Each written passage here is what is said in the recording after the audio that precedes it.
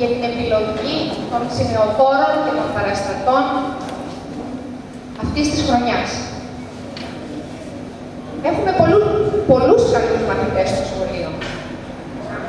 Φέτος δόθηκε η δυνατότητα να επιλέξουμε, σύμφωνα με το προεδρικό διάγραμμα, να επιλέξουμε 12. Και πραγματικά είχαμε 12 άριστους μαθητές από το σύνολο των 26, οι οποίοι θα εκπροσωπήσουν το σχολείο μας στις όποιες εκδηλώσεις.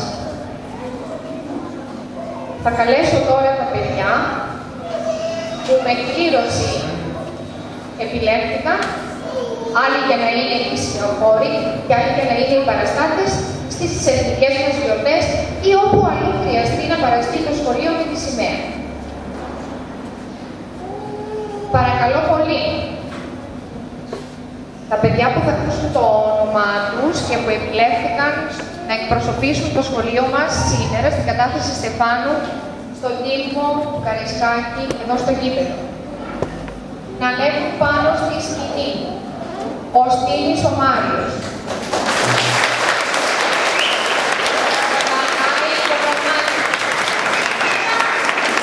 Η Ευαγγελία η Χριστουγεννικά.